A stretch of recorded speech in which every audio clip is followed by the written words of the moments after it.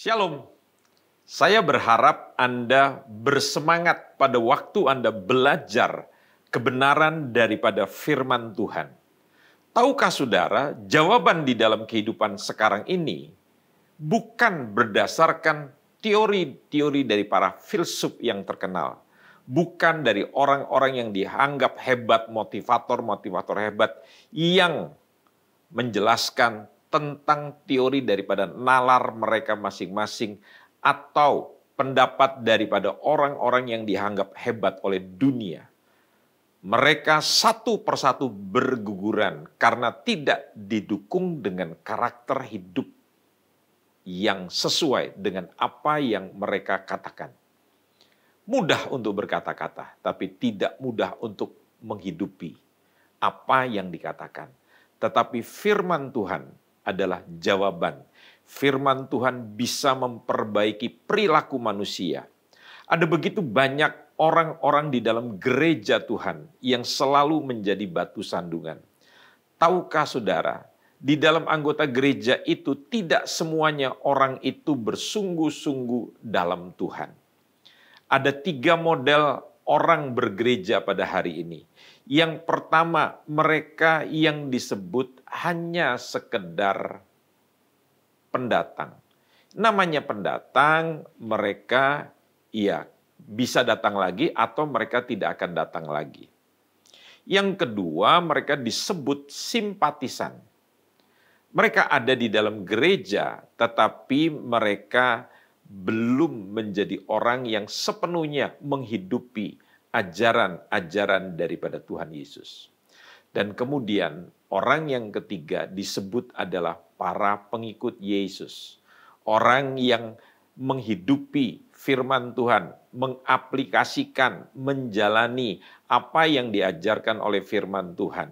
Mereka belajar menjadi murid-murid Tuhan yang taat. Termasuk yang manakah kita?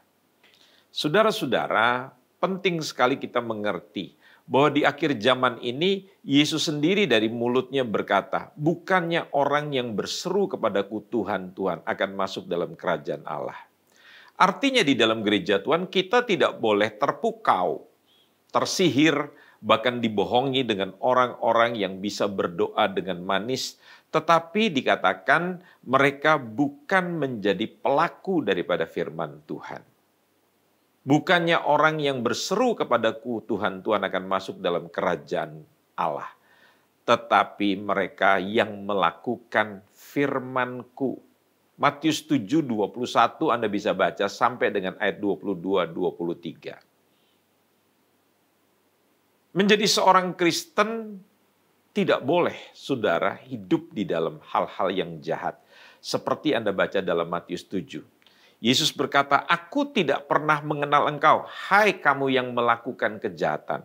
Artinya di dalam gereja Tuhan yang tidak lahir baru, yang tidak bertobat, yang sekedar hanya mempunyai KTP Kristen, mengaku percaya pada Yesus, bisa melakukan atau hidup terus di dalam kejahatan. Bagi paham gereja reform atau gereja Calvinis, mereka mengatakan orang yang sudah yakin selamat, orang yang pasti diselamatkan, mereka tidak gemar lagi melakukan yang jahat. Artinya secara simpel mereka mengatakan, kalau Anda masih suka gemar melakukan kejahatan, jangan-jangan Anda belum diselamatkan. Sekalipun Anda mengatakan, saya sudah terima Yesus, saya ke gereja. Tetapi Anda tidak punya tanda-tanda buah kebenaran. Salah satunya yang saya soroti pada hari ini adalah Anda tidak lagi kebaktian secara on-site. Anda tidak lagi punya kerinduan berkumpul di dalam kelompok kecil dengan saudara-saudara seiman Anda. Anda menjauhkan diri daripada kumpulan-kumpulan seperti yang dinubuatkan atau dikatakan dalam Ibrani. Akhir zaman akan ada banyak orang yang dengan berbagai macam alasan mereka menjauhkan diri dari pertemuan-pertemuan ibadah.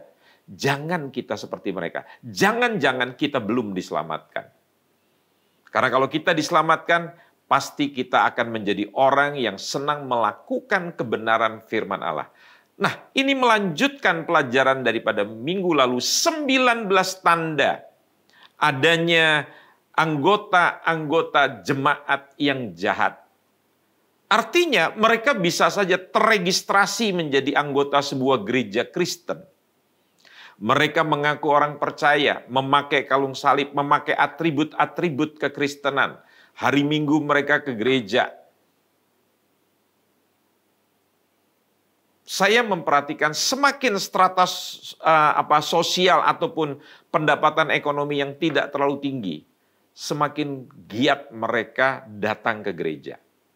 Tapi semakin tinggi status sosial mereka dan uang atau ekonomi mereka semakin tinggi. Dengan berbagai macam alasan mereka mengatakan sekarang masih COVID, kita cukup kebaktian online. Periksa hati saudara. Apakah pengejaran hati saudara yang terutama kepada Kristus, kita bisa ke mall, kita bisa berlibur ke Bali, terbang berjam-jam. Bahkan seperti anak saya bisa terbang ke New York 38 jam di dalam pesawat. Dan pesawat itu penuh. Pesawat yang besar, yang isinya 300 sampai dengan 400 penumpang, full. Tetapi untuk kebaktian 1 jam lebih sedikit, Anda mengatakan ada COVID. Itu artinya apa? Ada banyak orang mengaku Kristen, tapi tidak punya tanda-tanda kerohanian yang menunjukkan bahwa mereka adalah taat kepada Tuhan. Mari kita periksa diri. Jujurlah dengan diri Anda sendiri. Apakah Anda betul-betul sudah diselamatkan? Atau jangan-jangan Anda hanya mengaku, saya sudah diselamatkan, tetapi Anda tidak punya tanda-tanda kerohanian. Nah, saya melanjutkan tanda yang ke-11 yang saya ambil daripada 2 Timotius 3. Ya, yang dimulai dengan kata-kata bahwa akhir zaman, ya, di zaman akhir ini Anda sudah bisa melihat tanda-tanda, dimulai dengan manusia yang mencintai dirinya sendiri. Saya akan ajak Anda membaca di dalam ayat yang ke-13 dulu dalam 2 Timotius pasal yang ketiga. Mari kita perhatikan Alkitab kita masing-masing. Ada baiknya saudara membuka bersama-sama dengan saya sehingga kita bisa membaca bersama-sama. Ayat 13. Sedangkan orang jahat dan penipu akan bertambah jahat. Mereka menyesatkan dan sekaligus mereka bukan hanya menyesatkan tetapi disesatkan. Orang-orang ini, suratan Timotius ini ditujukan kepada muridnya Rasul Paulus. Paulus sedang berbicara tentang keadaan gereja. Ya, bahkan kalau saya ingin mengatakan dengan terus terang kepada saudara, ya, hari ini negeri kita atau dunia itu menghasilkan generasi yang egois. Anak-anak muda yang mementingkan diri sendiri, tidak simpatik, bahkan tidak beragama hari-hari ini. Mereka menganggap bahwa datang ke gereja, mengikuti pelajaran Alkitab, itu adalah teori kuno. Mereka menjadi generasi yang tidak patriotik, tidak berkarakter.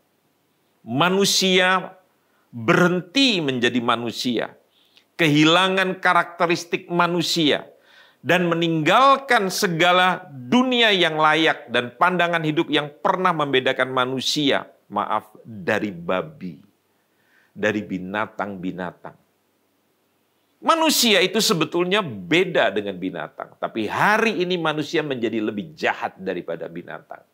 Buaya yang ganas, harimau yang ganas, ular yang ganas tidak pernah menerkam keturunan mereka. Tapi manusia berani membunuh janinnya sendiri. Berani mengaborsi bayinya sendiri. Hasil daripada hubungan gelap, mereka menjadi pembunuh-pembunuh. Ironi. Apakah saudara ingin menyangkal kenyataan yang seperti ini? Kita tidak lagi menaruh hormat kepada orang tua. Kita menganggap orang tua kita bodoh, kita lebih pintar dari mereka.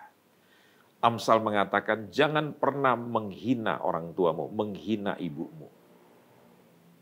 Tapi kita melecehkan orang tua kita, melecehkan para pemimpin-pemimpin kita, karena kita menganggap diri kita jauh lebih pintar. Sampai kita lupa, kita ada hari ini karena kita dilahirkan dari mereka dan dibesarkan oleh mereka, dididik oleh mereka. Kalau Anda pintar, tidak lepas daripada peran orang tua yang luar biasa. Balaslah jasa mereka yang telah ditunjuk oleh Tuhan, bukan dengan mencaci maki mereka. Kalau Anda tidak punya orang tua kandung, Anda mempunyai orang tua yang mengadopsi Anda. Atau Anda besar di panti asuhan, hormatilah orang-orang tua yang telah membesarkan Anda, orang tua di dalam panti asuhan yang telah mengasuh Anda. Hormatlah pada mereka.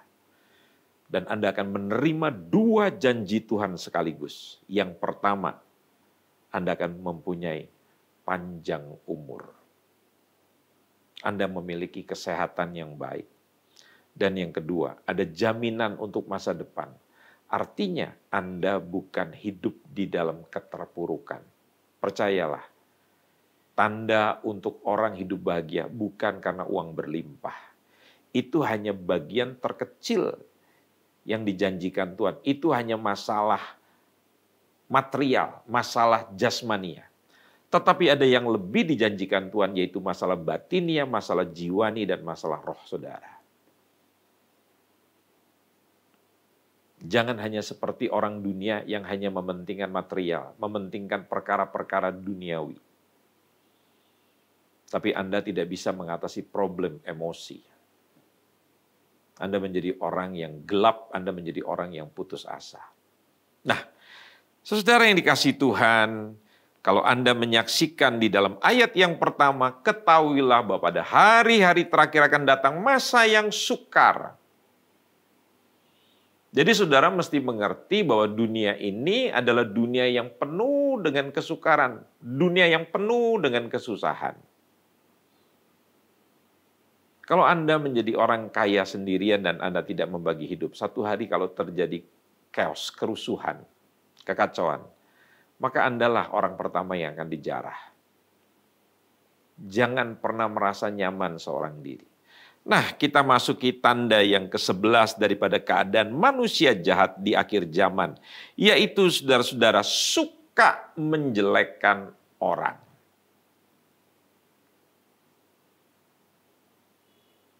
Alkitab tidak pernah mengajarkan sebagai seorang yang telah lahir baru, sebagai seorang yang telah hidup dalam Tuhan, untuk mencemooh orang lain. Di dalam Mazmur 1 ayat yang pertama dikatakan berbahagialah orang yang tidak duduk dalam kumpulan pencemooh. Saya dan saudara semuanya dilahirkan di tengah komunitas, di tengah dunia yang biasa mencela orang lain. Mempercakapkan, membicarakan tentang kekurangan orang lain.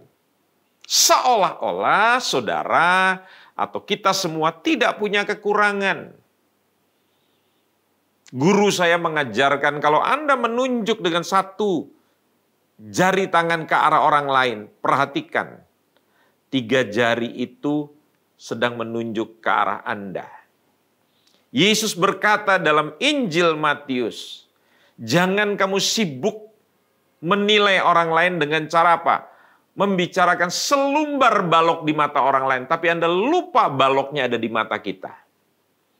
Saya tidak bisa melarang, kita semua sebagai kaum percaya tidak bisa melarang orang untuk menilai kita, mempercakapkan kita. Tetapi saudara sebagai orang yang sudah diselamatkan, tutup mulut kita, bungkam mulut kita. Jangan kita suka mempercakapkan kekurangan orang, perilaku orang, kebiasaan orang. Mungkin itu tidak sesuai dengan nilai saudara. Itu tugas kita semua.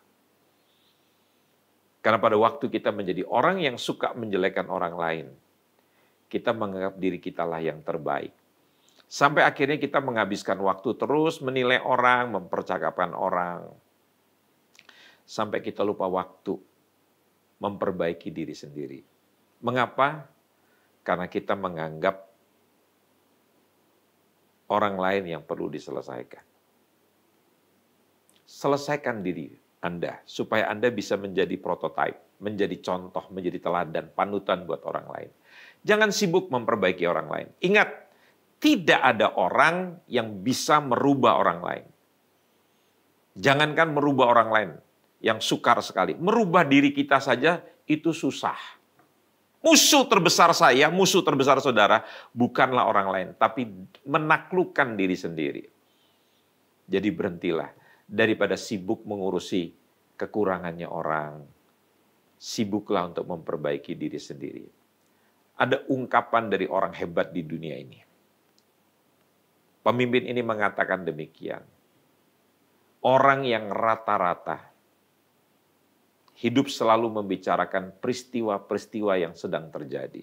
Ada perang di Ukraina yang diserang oleh Rusia. Pak Presiden sedang melakukan perjalanan tugas ke satu daerah, meresmikan ini. Itu orang biasa, orang rata-rata.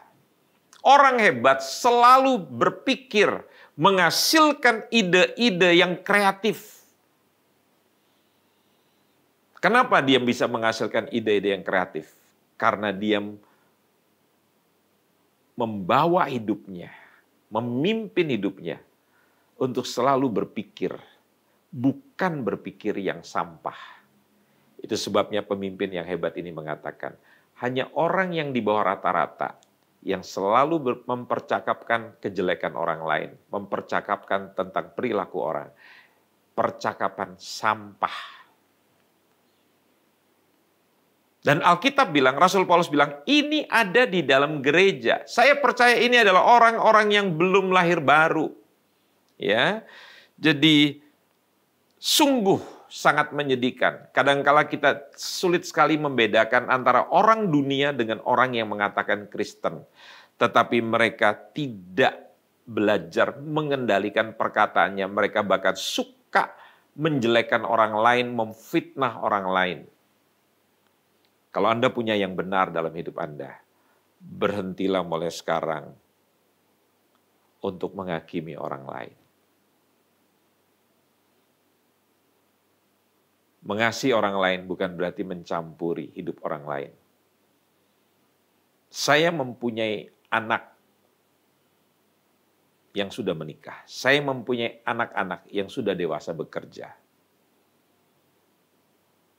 Saya hanya bisa berdoa buat mereka karena mereka sudah dewasa. Tapi saya tidak berhak mencampuri kehidupan mereka. Bagaimanapun mereka, waktu saya sudah selesai. Saya tidak pernah mencampuri rumah tangga anak saya dan menantu saya. Mereka sudah dewasa, biarkan mereka melakukan kesalahan. Sama, mungkin ada yang saudara lihat tidak berkenan di hati saudara.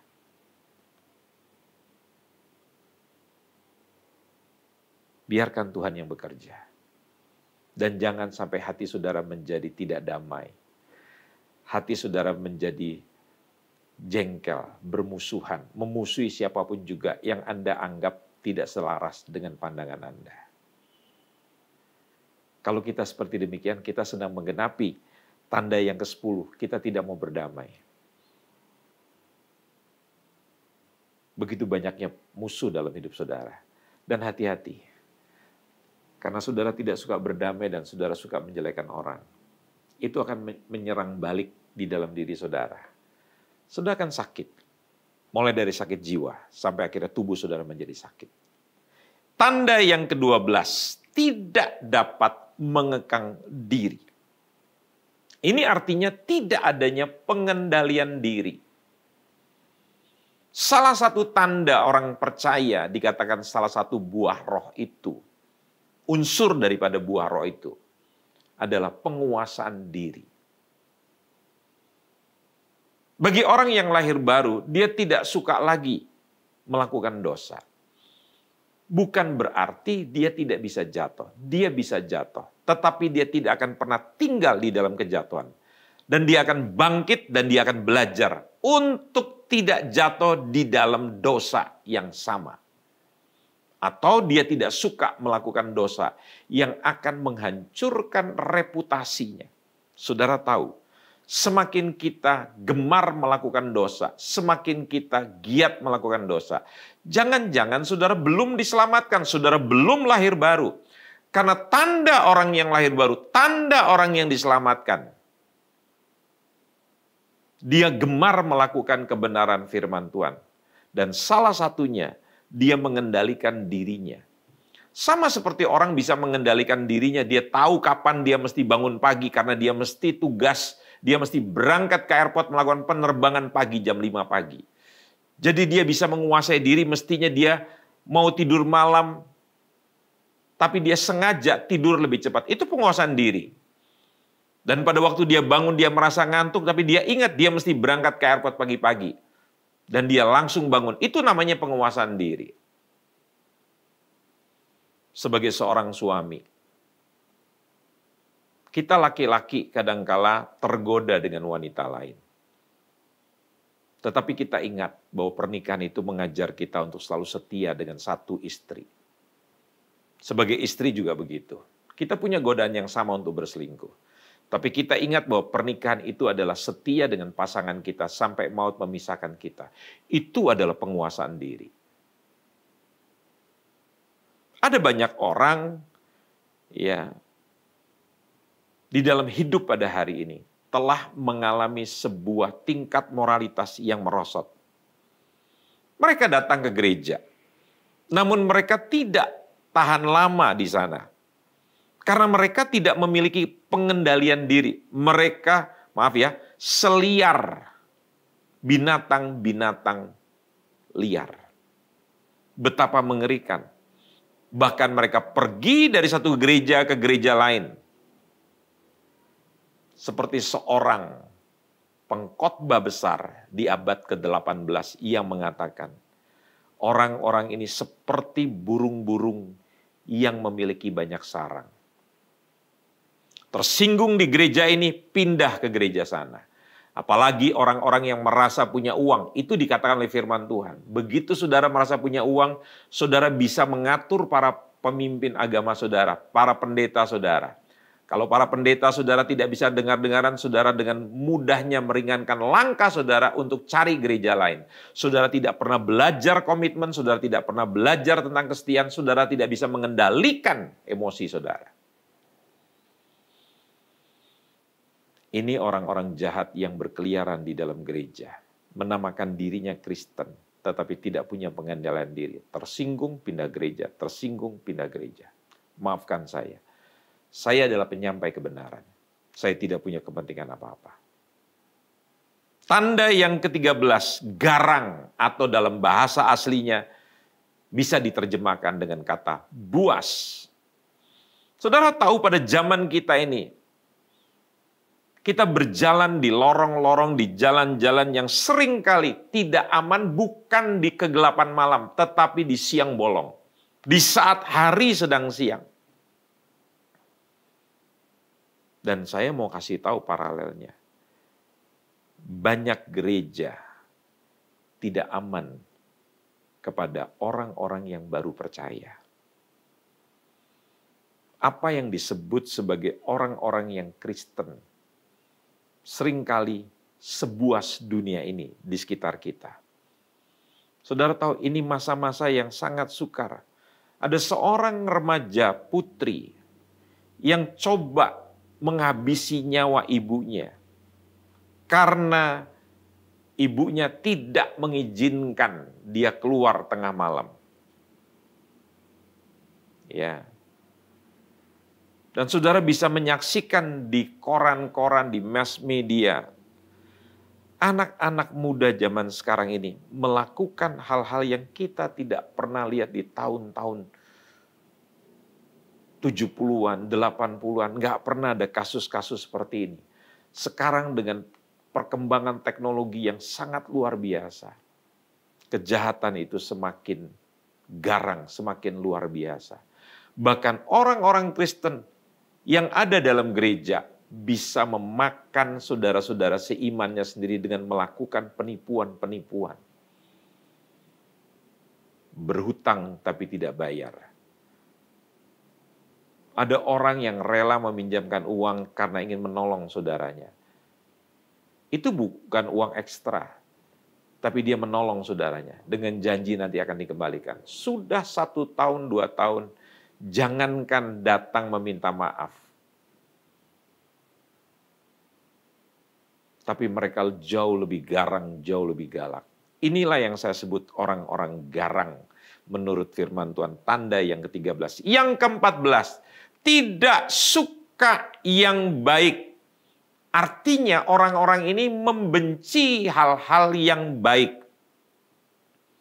Saudara baca dalam Titus 1 ayat yang ke-8. Yuk kita lihat di dalam kitab Titus pasal yang pertama dalam ayat yang ke-8. Dikatakan di situ.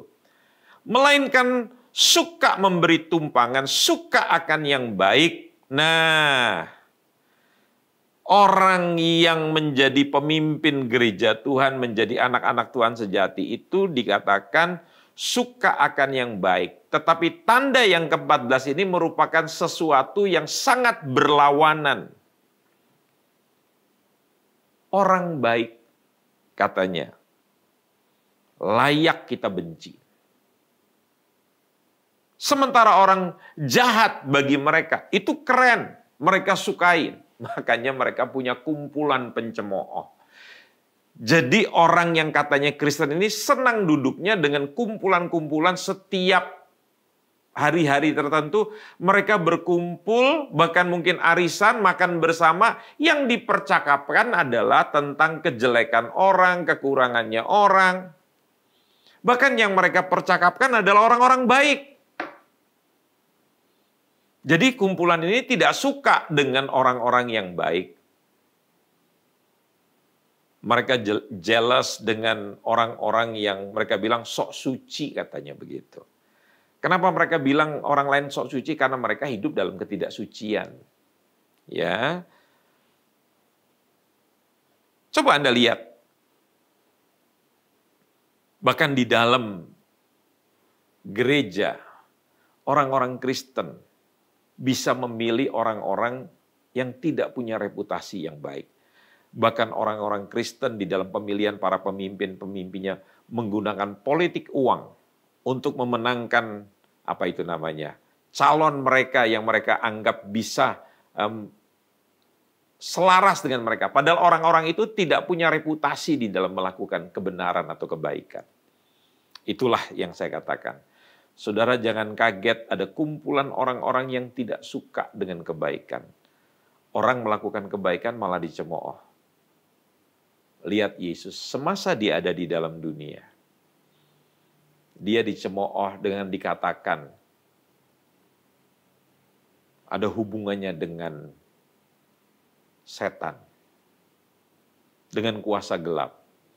Padahal Yesus melakukan kebaikan, orang sakit disembuhkan.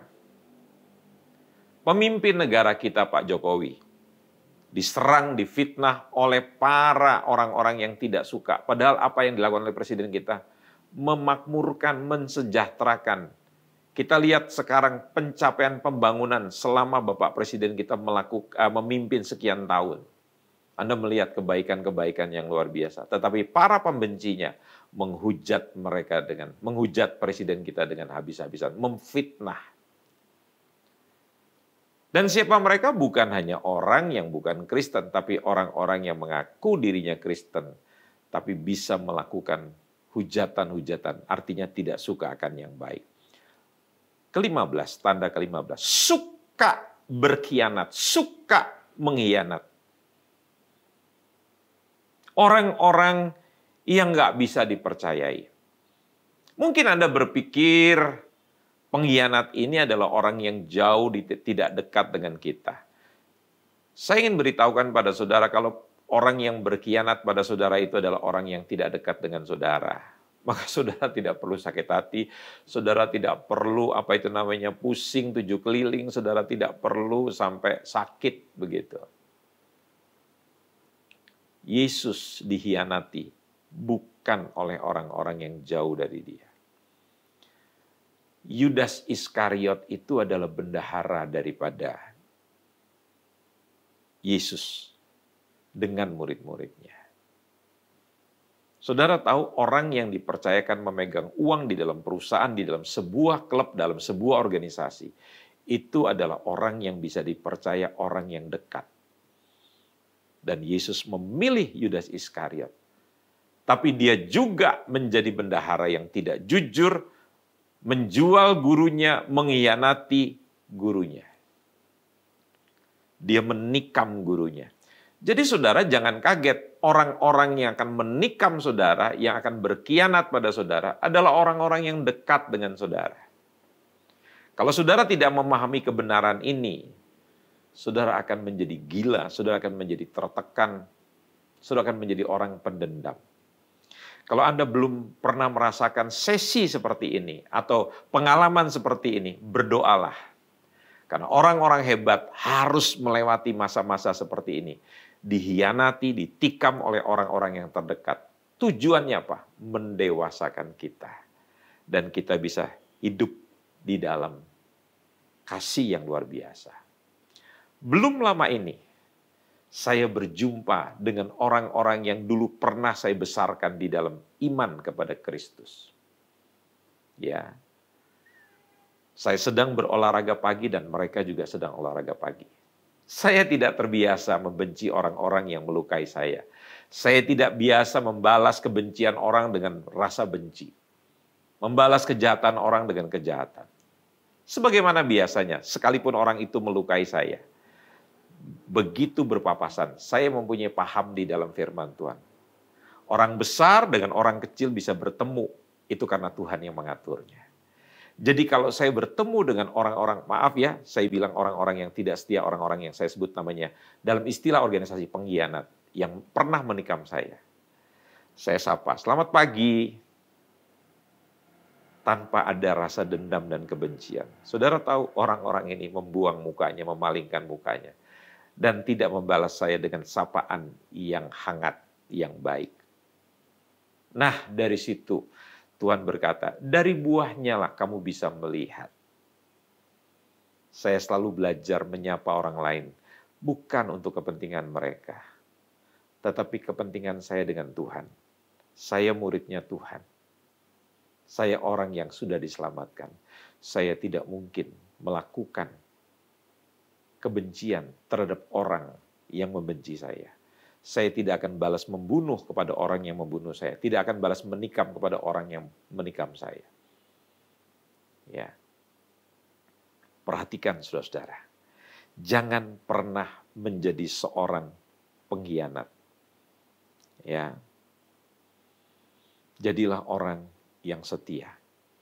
Inilah sebuah dunia kejahatan di dalam kalangan gereja Tuhan.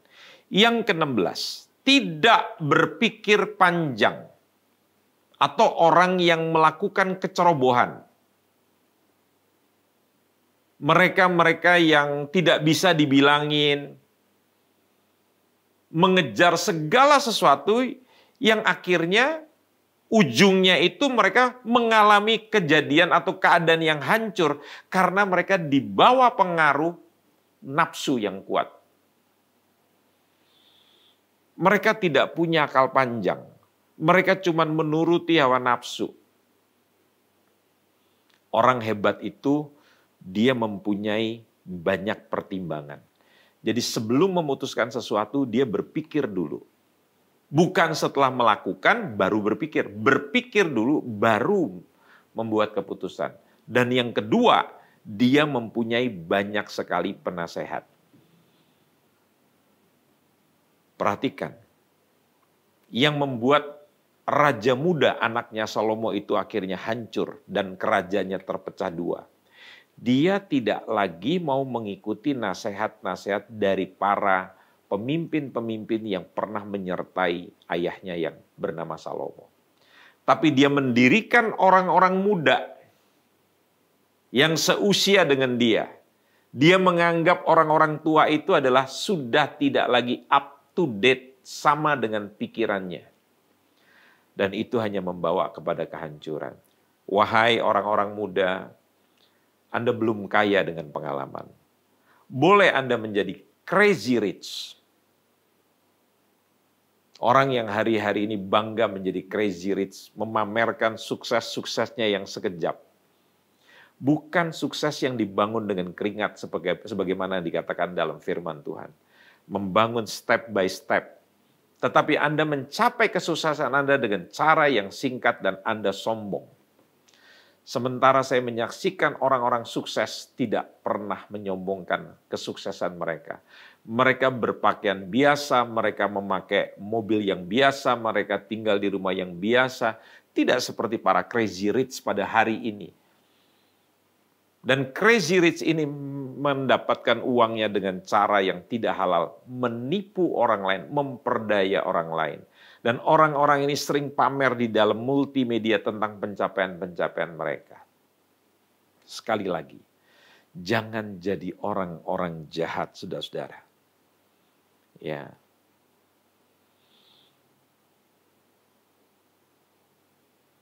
Orang-orang seperti begini adalah orang-orang yang nggak bisa dibilangin. Orang-orang yang sok pinter. Orang-orang yang di dalam bertindak banyak sekali ceroboh. Tidak bisa dinasihati. Orang-orang muda yang merasa dia lebih sukses, lebih punya banyak uang dibandingkan orang-orang tua mereka, para pemimpin-pemimpin mereka. Mereka mengukur sukses itu daripada pencapaian uang. Kalau mereka lihat orang tua mereka atau pemimpin-pemimpin mereka tidak punya nilai uang yang sebanyak mereka, mereka tidak mau dengarkan. Ukuran mereka adalah materi. Semakin banyak properti, semakin banyak harta yang mereka miliki, semakin pongah, semakin sombong. Berlawanan dengan ilmu padi. Padi itu semakin berisi, semakin tunduk. Belajarlah menjadi orang yang rendah hati. Walaupun Anda sudah diangkat oleh Tuhan. Jangan lupa, satu saat Tuhan bisa membalikan keadaan Anda. Saya bukan sedang berdoa buruk tentang Anda. Tetapi saya mau beritahu, ada upah kalau Anda tetap melakukan kejahatan dengan ceroboh. Anda sombong dan tidak bisa dibilangin. 17. Tanda yang ke-17. Berlagak tahu. Mari kita baca di dalam 1 Timotius 6 ayat yang keempat. Mari kita buka Alkitab kita, 1 Timotius 6 ayat yang keempat. Perhatikan baik-baik. Ia adalah seorang yang berlagak tahu, padahal tidak tahu apa-apa. Orang yang belum memiliki ilmu secara menyeluruh, secara komprehensif, hanya sekedar mengambil firman Tuhan atau mendengarkan khotbah siapa, lantas bisa membuat sebuah kesimpulan dengan pendapat yang sangat minim, tidak didukung oleh data. Hari ini ada banyak orang senang baca buku, lantas coba mencuplik sebuah ayat yang kira-kira mendukung teorinya, lantas dia bisa berkhotbah. Karena dia seorang orator, pandai berpidato, pandai berbicara, seperti layaknya, tukang obat. Jangan silau dengan orang-orang yang pintar berbicara, tapi tidak punya pengetahuan. Perhatikan ciri-cirinya. Orang yang berlagak tahu ini ciri-cirinya apa? Mencari-cari soal dan bersilat kata. Hasil daripada pembicaranya itu menyebabkan dengki, cedera, fitnah, curiga, percekcokan antara orang-orang yang tidak lagi berpikiran sehat, yang kehilangan kebenaran. Dan mereka beribadah adalah untuk mencari keuntungan. Jadi mereka datang dalam ibadah bukan untuk ibadah, bukan menyenangkan Tuhan. Tujuannya bukan untuk memuliakan Tuhan. Tapi kira-kira mereka memanfaatkan Tuhan, memanfaatkan ibadah untuk keuntungan mereka sendiri. Ini adalah tanda di akhir zaman yang ke-17. Ya. Menurut survei, 89% para pemimpin gereja harus berurusan dengan orang-orang yang menyebut dirinya Kristen seperti ini. Nah, orang-orang seperti inilah yang menyebabkan perpecahan di dalam gereja. Orang-orang ini dibutakan dengan kesombongan. Mereka merasa lebih pintar, lebih kaya, lebih mampu daripada para pemimpin gereja. Dan mereka menyeret orang-orang untuk melakukan perpecahan gereja. Saya ingin mengingatkan kepada saudara-saudara yang merasa dirinya sekarang lebih hebat. Anda lupa siapa diri Anda. Hati-hati. Dan Anda mulai mempengaruhi orang lain untuk belajar menjadi pengkhianat. Anda bukan orang yang diselamatkan. Pesan saya, bertobatlah. Jangan keraskan hati saudara, bertobatlah. Sebagai seorang hamba Tuhan, saya juga pernah jatuh. Tetapi saya bertobat. Jangan keraskan hati saudara. Tanda yang ke-18, lebih menuruti hawa nafsu daripada menuruti Allah. Bahasa literalnya, mencintai kesenangan daripada mencintai Allah. Saya ulangi sekali lagi. Lebih mencintai kesenangan-kesenangan dunia atau kesenangan daging daripada mencintai Allah. Saudara tahu, menurut seorang pemimpin, dia pernah berucap demikian. Belum pernah ada dalam sejarah umat manusia sekarang ini begitu banyak uang telah dihabiskan, dihambur-hamburkan hanya untuk memperoleh kesenangan. Bukan dalam jumlah miliaran rupiah, tapi dalam jumlah miliaran US dollar dihabiskan untuk hiburan. Orang lebih royal, orang lebih habis-habisan untuk jalan-jalan keliling dunia, membeli kesenangan, menghadiri pesta-pesta di pub-pub, di klub-klub malam.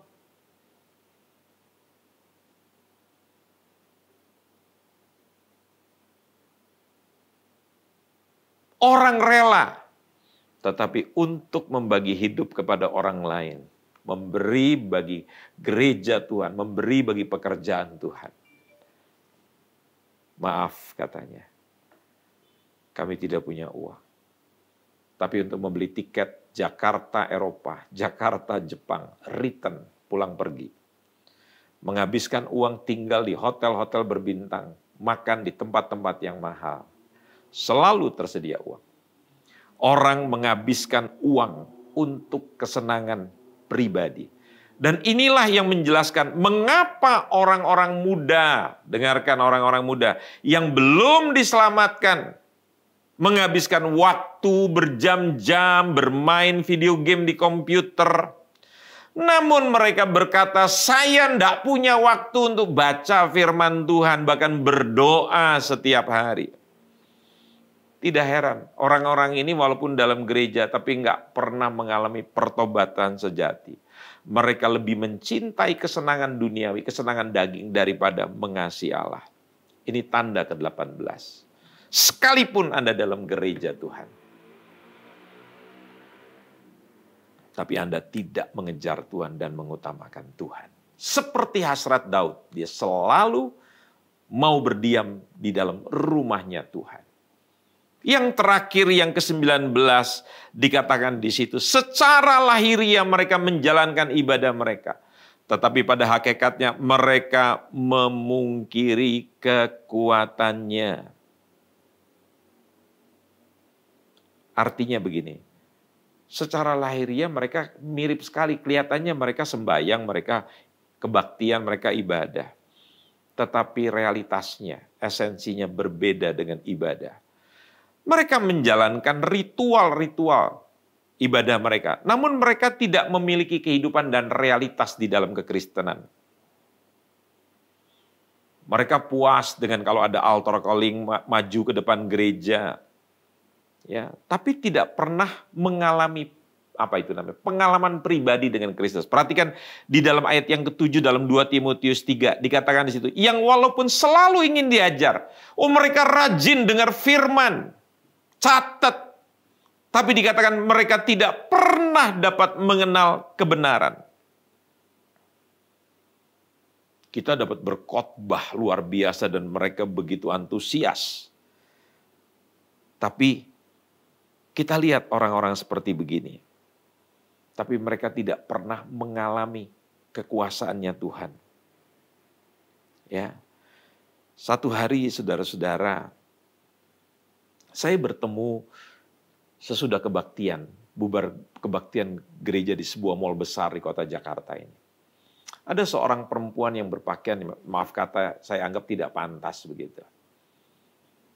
Dan dia menghampiri saya seraya dia berkata begini, "Terima kasih Pak Pendeta untuk khotbahnya yang begitu bagus dan menginspirasi." Saya tanya sama dia, "Kamu kerja apa?" "Saya kerja malam Pak Andreas." "Oh, di perusahaan apa?" "Oh, saya bukan kerja di perusahaan, tapi saya kerja di klub malam." Lantas saya tanya, "Sebagai itu, juru minuman atau apa?" "Oh bukan Pak, saya menemani tamu." Wow. Pulang jam berapa? Ya kadang jam 3, kadang jam 4 pagi, tergantung tamunya Pak. Tidak ada rasa bersalah, walaupun dia bekerja di tempat yang tidak benar karena ukurannya adalah uang. Waktu yang selanjutnya, di kebaktian yang lainnya, di gereja yang lainnya, saya juga bertemu dengan seorang ibu muda yang menyapa saya, memberikan ucapan terima kasih, dan lantas saya berkata, "Kemana pasangan ibu? Apakah ibu datang sendiri?" "Oh enggak Pak, saya datang dengan suami saya." "Loh kemana?" "Ada Pak, tapi dia sudah keluar duluan." Dan saya tanya,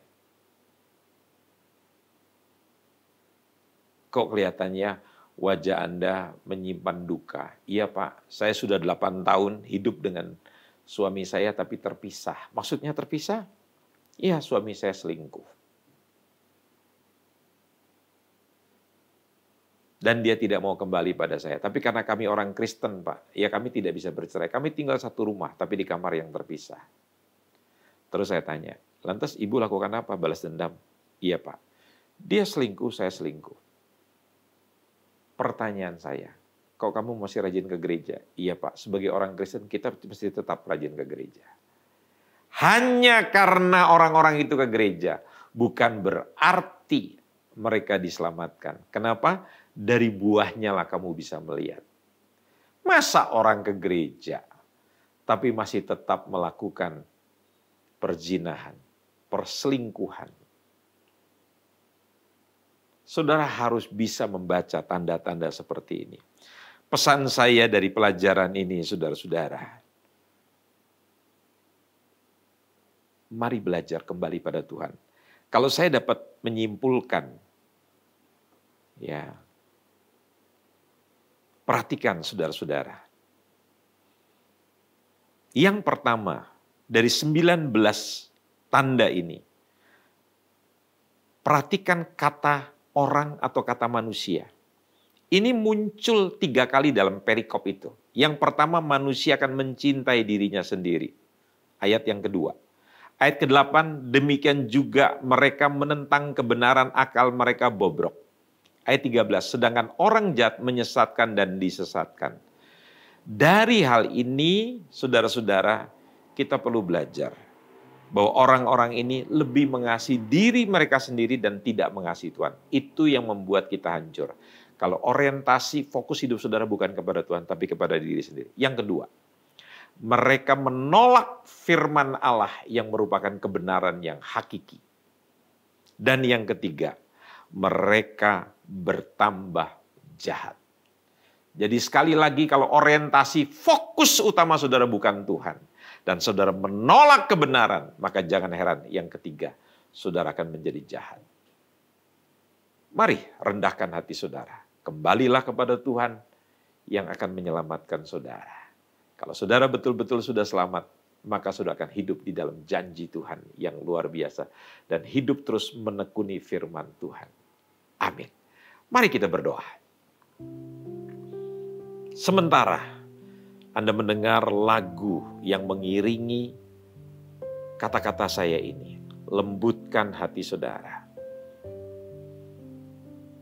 Mari berdoa dengan suara saudara masing-masing. Minta ampun sama Tuhan. Kalau benar-benar Anda orang Kristen sejati dan sudah diselamatkan, maka tidak mungkin Anda akan tinggal di dalam 19 tanda orang yang jahat ini, Kristen tetapi senang melakukan 19 tanda kejahatan ini, datang pada Tuhan. Bapa di dalam surga, seraya hamba-Mu membuka tangan, mewakili kami semua. Jadikan kami murid-murid Tuhan yang benci dosa, menjauhkan diri kami daripada sifat-sifat karakter yang buruk. Tuhan, kami mau bertobat, kami takut akan Tuhan.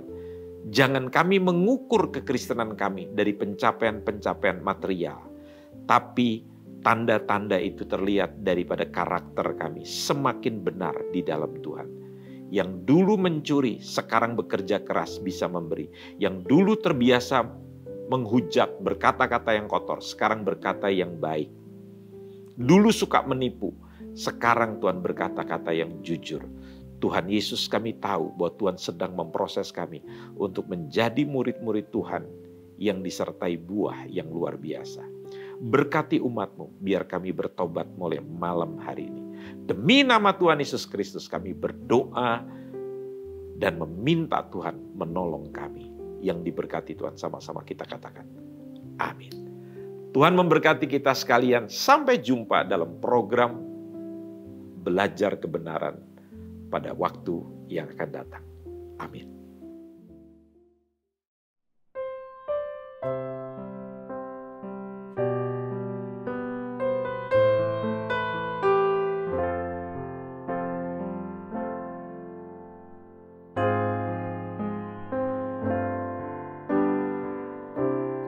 Satukan kami,